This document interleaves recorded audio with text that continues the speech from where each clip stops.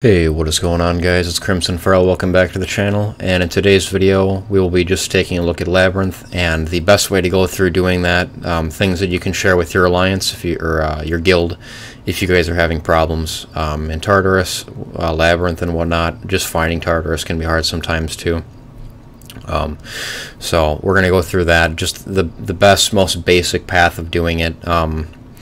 And I mean, I'm sure a lot of people have talked about this, maybe some people know, but I've been in a few guilds where, you know, people would just use their lantern.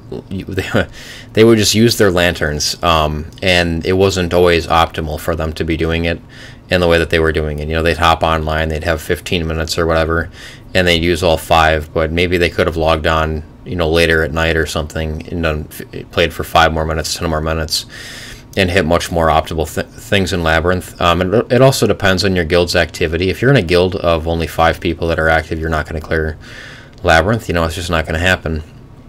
But we'll start at the top here. Obviously, you start here, and this is about as high as you can ever get a box. I've never seen one in the top, like, 4 ranks areas. This one is pretty high up to have already found one here. But yeah, you go through here, and we got lucky and found this one. So then you just keep following the path. It is easier when these golden boxes aren't here, when not everything is open. But just imagine that these are closed up, and that this is a full box right here. This is a full box right here. You know, there's a box here, and you're just kind of pathing down. So you're basically attacking boxes. This was the first box open. So then you travel off to the next one. There might have been one here. So you know, you travel down, and it is kind of a good thing the gold ones are there, because then I can put the boxes, like, in theory, wherever I want them to be for it to make sense for the video. So, you know, you could hit one here, and then if this isn't one or it is one, whatever, you just keep going past. You don't want to hit these right away. We obviously have a bunch into it, because once you get to the Tartarus, the main boss in here, you can just start attacking the mini bosses and taking them out. I've heard that there's a better reward, or at least there used to be. That things always change in the game. I'm not completely up to date on every little thing that changes in the game, but historically it has been that if you take the mini bosses out before the main boss, you get a better reward. I know it's supposed to be easier. That was a different thing too, that it was supposed to be easier. The Tartarus got easier to do for each mini boss you took out. But let's say you get one here like we did, and then you can travel down here. You can send one pathway of people down this way to check a box right here, and then you can go and check another one, you know, down this way right here, and check this whole area here. And there could have been a box, like, anywhere in here. Technically, this could be 3 boxes with how much space there is here. But you just keep going through. If there's nothing there, you just keep pathing down this way if you want.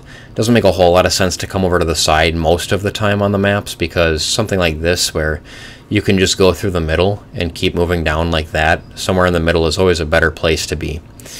But let's say, you know, you took this path over here originally, and then there was nothing here, so you can just keep going down this way too. And then there's going to be a 4 box here, because there's 9 squares. There's obviously a 4 box here because there's a boss here, but very likely there was a 4 box here anyway, just because there are 9 of them put together. So you can just travel this path down, because there's no way through here. It's completely blocked. The only way to get here is by going down just a simple path here, just taking a simple path from, you know, the start all the way down here, checking there's something there, going through here. This could be a box too, and then coming down into here. Otherwise, you'd have to travel from here down to the middle this way, and then through and up and back over here. And there's always the potential that you look at something like this, and then the boss is like these 4 squares here, and then this square is just sitting open, and you can't move past down this way. So it's always good to have this over here opened as well, in case this wasn't a boss, and this boss was more like right here, and there's no pathway through here.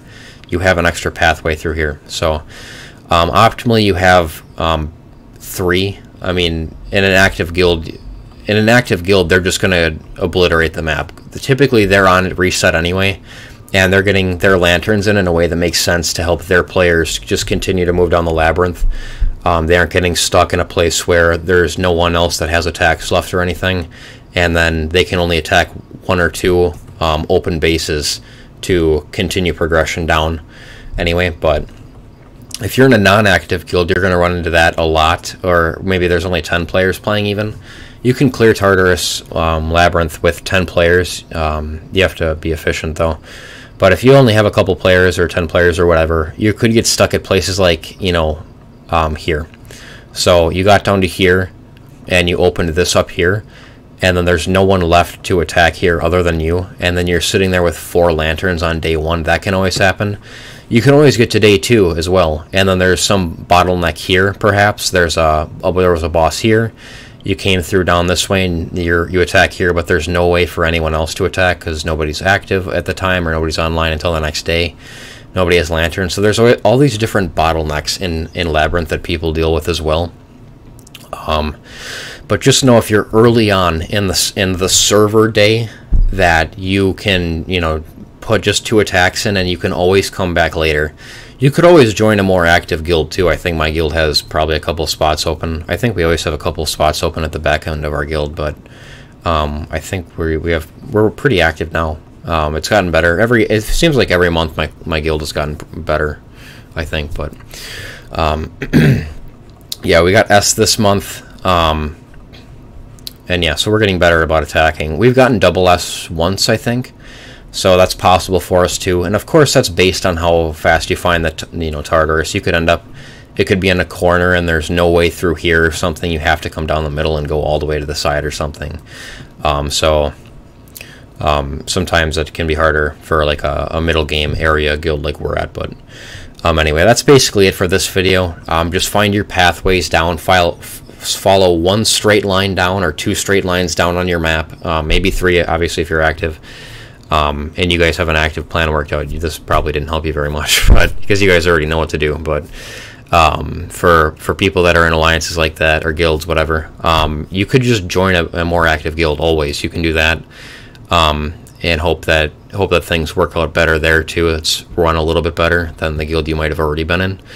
But that's the basic flow for Tartarus Labyrinth. You want to just keep moving. You don't want to hit the side bosses. You just want to get to the main boss as quickly as possible. Because that's how the higher level guilds are getting triple S's. They have, you know, 25 active players. The top guilds have at least 25 active players, and they're going straight down. Half of them are online at least, just saying, okay, take this box, keep moving down this way, in this way, and that's how they work that out to get triple S's. And you have to be coordinated as a guild to do that. But anyway, that's all for this video. I hope it helped you guys out. And as always, I'll see you guys in the next time.